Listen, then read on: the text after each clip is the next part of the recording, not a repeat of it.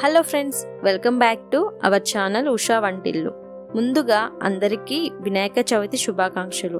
ఈరోజు వీడియోలో మన బామ్మల కాలం నాటి వినాయకుడికి చేసే నైవేద్యం పెసల పాయసాన్ని అదే స్టైల్లో ఎలా చేయాలో చూపిస్తున్నాను. మరి ఎంతో హెల్దీ అయిన ఈ టేస్టీ పాయసాన్ని ఈజీగా ఎలా చేయాలో చూసేద్దాం రండి. ముందుగా స్టవ్ మీద కుక్కర్ పెట్టి ఇందులోకి 1 కప్పు వరకు పెసలను కొలిచి తీసుకోండి. ఇక్కడ నేను 2/3 కప్పుతో కొలిచి తీసుకున్నా. ఇప్పుడు వీటిని లో ఫ్లేమ్లో 5-6 నిమిషాల పాటు మంచి కలర్ అలాగే కమ్మటి వాసన వచ్చే వరకు వేయించండి. ఇక్కడ మనం ఏ కప్పుతో అయితే పెసలు కొలిచి తీసుకున్నామో ఇందులో వాడే పదార్థాలన్నీ కూడా అదే కప్పుతో కొలిచి తీసుకోవాలి. అప్పుడే పాయసం మనకు పర్ఫెక్ట్గా వస్తుంది. చూడండి, ఇలా మంచి కలర్ వచ్చాక వీటిని వేరే బౌల్లో వేసి 2-3 సార్లు కడిగి మళ్ళీ ఇదే కుక్కర్లో తీసుకోండి. ఇప్పుడు ఇందులో 2 కప్స్ వాటర్ పోసి మూత పెట్టండి. ఇప్పుడు మంటను మీడియం ఫ్లేమ్లో పెట్టి పప్పు బాగా ఉడకడానికి 3-4 విజిల్స్ రానివ్వండి. ఇలా 3-4 విజిల్స్ వచ్చాక స్టవ్ ఆఫ్ చేసి ఇందులో స్టీమ్ అంతా పోయే వరకు పక్కన ఉంచండి. మళ్ళీ ఇప్పుడు స్టవ్ మీద గిన్నె పెట్టి 2 స్పూన్స్ నెయ్యి కరిగించండి. ఇలా కరిగిన నెయ్యిలో 1/2 కప్ దాకా పచ్చి కొబ్బరి వేయండి. దీన్ని మీడియం ఫ్లేమ్లో 6-7 నిమిషాల పాటు మంచి కలర్ వచ్చే వరకు ఫ్రై చేయండి. ఇలా మంచి కలర్ వచ్చాక కొబ్బరిని ఒక బౌల్లోకి తీసి పక్కనుంచండి.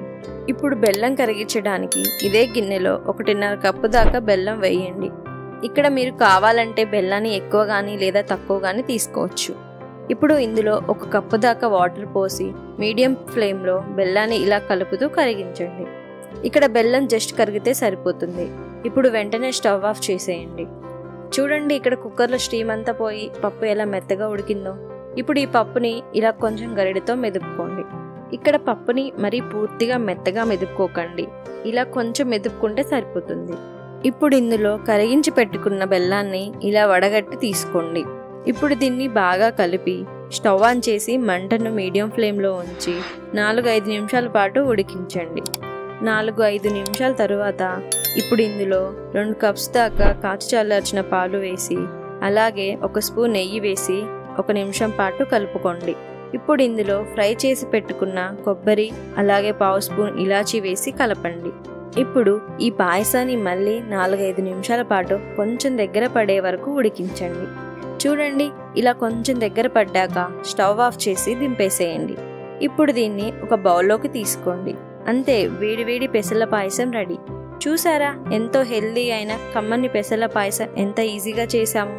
మరి మీరు ఈ పాయసాన్ని ఈ వినాయక చవితికి చేస్తున్నారో లేదో కామెంట్స్లో చెప్పండి. అలాగే వీడియో నచ్చితే లైక్ చేసి సబ్స్క్రైబ్ చేయండి. అలాగే మీ ఫ్రెండ్స్కి షేర్ చేయండి. Thank you.